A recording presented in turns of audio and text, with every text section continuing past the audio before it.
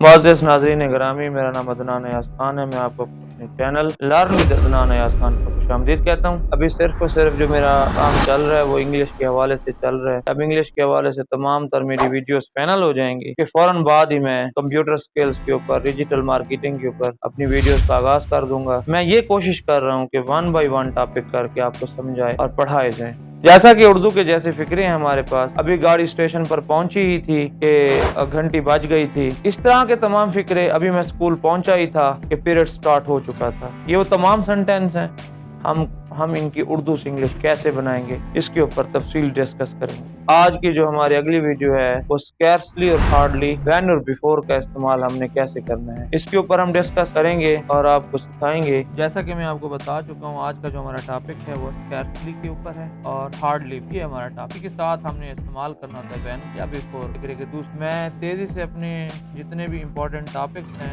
उनकी तरफ चल रहा हूँ, पहुँच रहा हूँ। इस्तेमाल होना कहाँ? अगर उर्दू के जो फ़िक्रे हैं, काम ख़त्म हुए, उर्दू के फ़िक्रों में काम ख़त्म हुए, थोड़ा अरसा गुज़रा, ये फ़िक्रे का पहला हिस्सा होगा और दूसरे हिस्से में फ़ौरन काम वाक़ई हो रहा, तो वहाँ हम स्कैर्सली का इस्तेमाल करते हैं। वहाँ पर अक्सर बा मुश्किल का लफ्ज़ हो, फ़िक्रे में क्या आएगा? बा मुश्किल ही अभी आए। वहाँ आप स्कैर्सली या हार्डली का इस्तेमाल करें या हार्डली का भी इस्तेमाल, और लफ्ज़ के का तर्जुमा आप व्हेन बिफोर में करें। मैं आपको एक मिसाल देता हूँ। टेंस जो भी आए, टेंस आपके पास पास्ट का आ सकता है, फ्यूचर का आ सकता है, कोई भी टेंस आ सकता है। मैं आपको एक मिसाल दे रहा हूँ। चपड़ासी ने अभी घंटी बजाई ही थी कि लड़के आ गए, ये हमारे पास सेंटेंस है। चपड़ासी ने अभी घंटी बजाई ही थी, आपको पहले भी कह चुका हूँ, जहाँ पर ही थी आ जाए, के आ जाए, उन फिक्रों की ट्रांसलेशन आप स्कैर्सली हार्डली में करेंगे, लेकिन आपको टेंस का ख्याल रखना पड़ेगा। चपरासी ने अभी घंटी बजाई ही थी,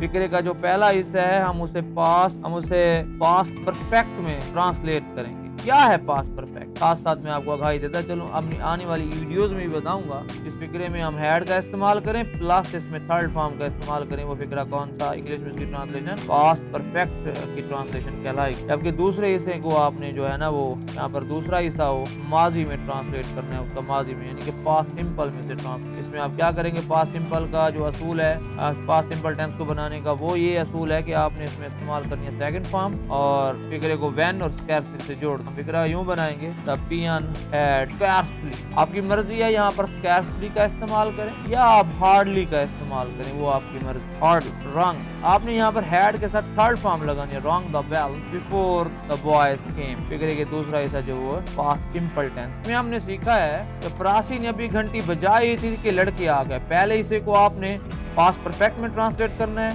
जबकि कंजक्शन जिसमें इस्तेमाल होगा हार्डली, स्कैर्सली और बिफोर और व्हेन का इस्तेमाल होगा, और दूसरे हिस्से को आपने सेकंड फॉर्म माजी के टेंस के साथ इसको इस्तेमाल करके चला के लेकर चलना है। हम मजीद इसमें जो है वो फिक्रे बनाना चाहते हैं ताकि आपकी जो कन्फ्यूजन है वो दूर हो जाए। इसके ऊपर हम डिटेल बात करते चलते हैं। ये मेरा इसमें एक टॉपिक मैंने लिया है। मेहमान अभी स्टेशन पर पहुंचेंगे ही कि गाड़ी आ जाएगी। अब यहाँ माजी वाली कोई बात, यहाँ अब आपके पास फ्यूचर वाली बात आ। आप एक हिस्सा बनाएंगे फ्यूचर सिंपल में। अब फ्यूचर सिंपल टेंस क्या है? फ्यूचर सिंपल टेंस मैं और वीडियोस में एक्सप्लेन करूंगा, लेकिन यहाँ पर आपको सिंपली फास्टली क्विक रिव्यू देता जाऊं। शैल और विल का इस्तेमाल करेंगे, साथ में हमारे पास पास्ट फॉर्म होगी। जबकि दूसरे हिस्से की जो ट्रांसलेशन है वो आप करेंगे प्रेजेंट सिंपल में। क्या होता है प्रेजेंट सिंपल टेंस? आप इसे इस्तेमाल करेंगे इसके अंदर फर्स्ट फॉर्म, साथ ही ऑब्जेक्ट आ जाएगा, फिक्रा वहां पर खत्म। अब हमारे फिक्रे एक दो फिर रिवीजन करेंगे।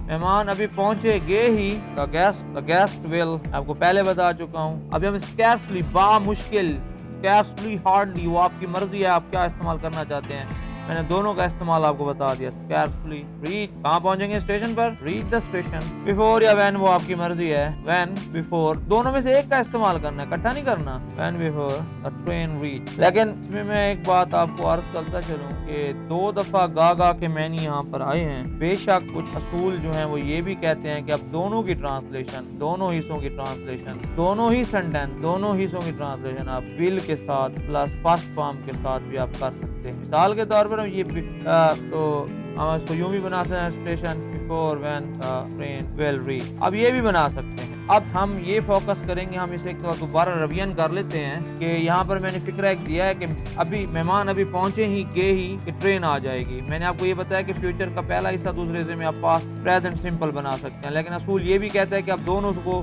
सेम ट्रांसलेशन कर सकते हैं। Cash will reach the station before या व्हेन आपकी मर्जी है, द ट्रेन विल रीच, ये हमारे लिए ज्यादा सूटेबल ट्रांसलेशन रहेगी। असूलन जो आज इंटरनेशनल इंग्लिश में बोली और समझी जाती है वो इसको बोला और समझा जाता है। अगर कंडीशन आ जाए तब हमारे पास फ्यूचर, हम जब इफ का इस्तेमाल करते हैं तो तब हमारे पास एक मसला होता है, फ्यूचर और प्रेजेंट को इफ के साथ जोड़ के बनाते हैं। चलें जी, अब हम अपने अपने टॉपिक को आगे शुरू करते हैं, एक्सरसाइज की तरफ चलते हैं। 10 सेंटेंस करेंगे और अपनी वीडियो खत्म कर देंगे। मैं अभी कॉलेज पहुंचा ही था कि घंटी बज गई। माजी का सेंटेंस है, पहला ऐसा पास्ट परफेक्ट और दूसरा पास्ट सिंपल में। I had scarcely hardly reached college when the bell rang। आ रहे हैं फॉर्म आपको समझा दूं, 3 फॉर्म में होते हैं, रिंग, रैंग, रंग। ये हमारे पास थर्ड फॉर्म, हमने यहाँ पर सेकंड फॉर्म इस्तेमाल करना अपने फिक्रे को बनाने के लिए। when the bell rang, third हमने यहाँ पर सेकंड फॉर्म पास्ट के सिंपल से। उसके बाद मैंने अभी, दूसरा सेंटेंस है, मैंने अभी खाना शुरू किया ही था कि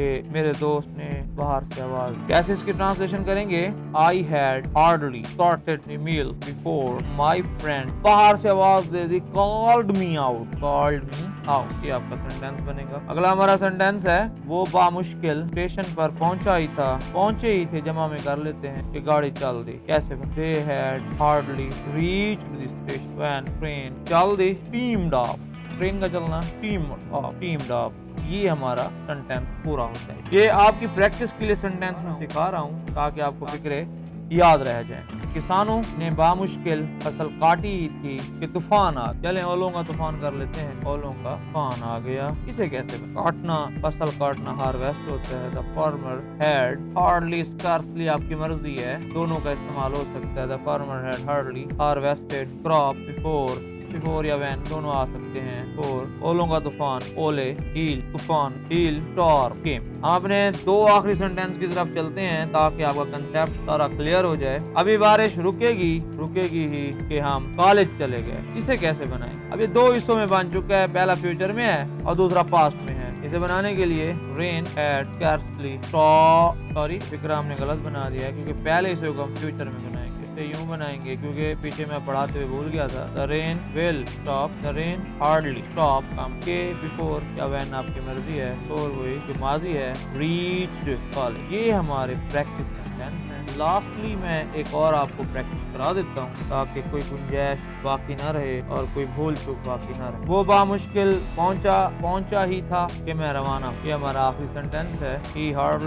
He had hardly reached, मैं रवाना हो गया। I set out, ये हमारे सेंटेंस हैं। Practice make you perfect, otherwise you can't speak the English language. Necessary thing is that you must have a focus on your work and practice, otherwise you can't succeed in your life.